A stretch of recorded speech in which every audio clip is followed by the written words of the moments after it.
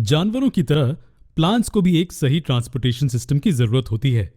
Plants के पास भी substances को पूरे शरीर में ट्रांसपोर्ट करने के लिए एक सिस्टम है, लेकिन वो मनुष्यों के सिस्टम की तरह एफिशिएंट नहीं है। चलिए इन प्रोसेसेस के बारे में और सीखते हैं। पानी और मिनरल्स ट्रांसपोर्ट करने के लिए प्लांट्स के पास जाइलम होता है। यह सुनिश्चित करता है कि पानी जड़ों से पत्तों तक ऊपर की ओर जाए। दूसरी ओर खाना फ्लोएम द्वारा ट्रांसपोर्ट किया जाता है। फ्लोएम यह सुनिश्चित करता है कि खाना प्लांट्स के सभी हिस्सों में दोनों दिशाओं में ट्रांसपोर्ट किया जाए। क्या यह सिर्फ इतना ही है? क्या हमें प्लांट्स के ट्रांसपोर्टेशन सिस्टम के बारे में कुछ और सीखना है? खैर, हम जानते हैं कि जाइलम पानी को ट्रांसपोर्ट करने में मदद करता है, लेकिन क्या हम जानते हैं कि पानी जाइलम के माध्यम से कैसे आगे बढ़ता है?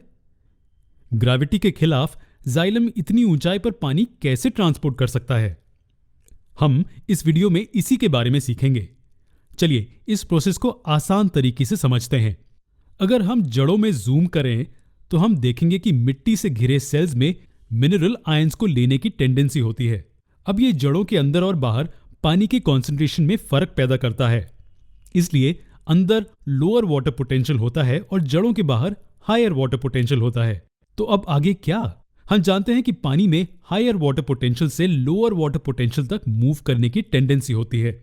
इसे ऐसा भी कहा जा सकता है कि पानी हायर वाटर पोटेंशियल से लोअर वाटर पोटेंशियल तक मूव करता है। इसलिए इस केस में हम पानी को रूट सेल्स में प्रवेश करता देखते हैं। अब पहला मिशन पूरा हो गया है।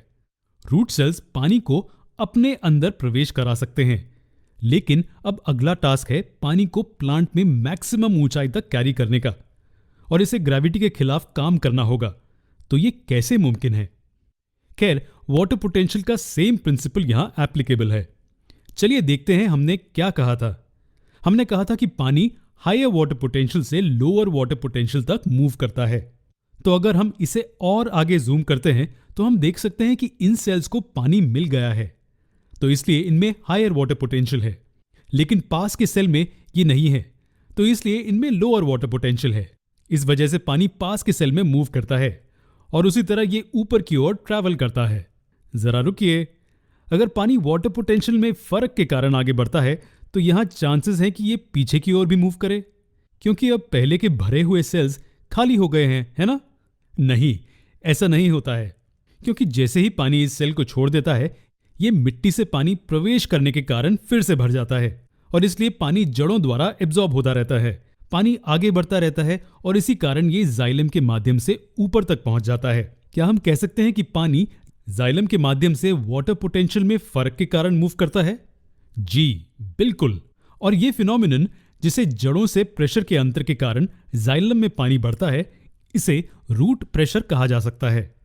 ये एक बहुत अहम प्रोसेस है जो प्लांट के शरीर में पानी को ट्रांसपोर्ट करने में मदद करता है।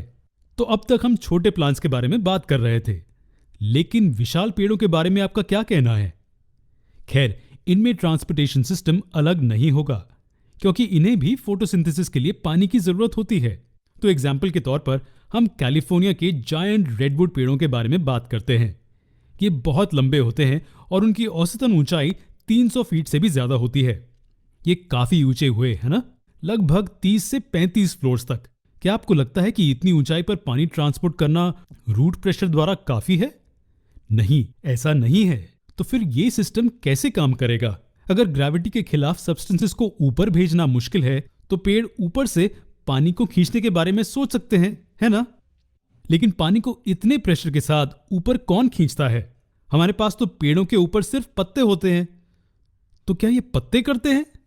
पत्ते खुद नहीं, लेकिन पत्तों द्वारा की गई एक्टिविटी इस प्रोसेस में मदद करती है। जी हां, हम ट्रांसपिरेशन का प्रोसेस जानते हैं। ये पत्तों को स्टोमेटल ओपनिंग्स में वाटर वेपर का खोना है। यह प्रोसेस पानी के लेवल्स को बढ़ाने में कैसे मदद करेगा? यह आसान है। हम जानते हैं कि पानी के मॉलिक्यूल्स कोहेजन दिखाते हैं, एक दूसरे से जुड़े रहने की प्रॉपर्टी। इसलिए पानी के मॉलिक्यूल्स एक दूसरे से जाइलम के कॉलम में जुड़े रहते हैं। अब जब स्टोमाटा में पानी निकल जाता है, ये जाइलम में मौजूद इन पानी के मॉलिक्यूल्स पर एक नेगेटिव प्रेशर बनाता है। इस वजह से सक्शन फोर्स के कारण ये ऊपर की ओर बढ़ते हैं, और क्योंकि ये एक दूसरे से जुड़े रहते हैं, सभी मॉलिक्यूल्स ऊपर की दिशा में साथ में मूव करते हैं। इसी तरह सक्शन के कारण या ट्रांसपिरेशनल पुल के कारण पानी बड़े पेड़ों में ऊपर की ओर ट्रांसपोर्ट किया जाता है। जी हाँ, जड़ों का प्रेशर भी मदद करता है, लेकिन ट्रांसपिरेशनल पुल सबसे ज्यादा महत्वपूर्ण होती है, जो जाइलम में पानी को ऊपर की ओर बढ़ाती है। खैर, यह था कि कैसे प्लांट्स में ट्रांसपोर्टेशन होता है। इसी के साथ हम प्लांट्स और जानवर दोनों में ट्रांसपोर्टेशन के प्रोसेस के अंत तक आते हैं।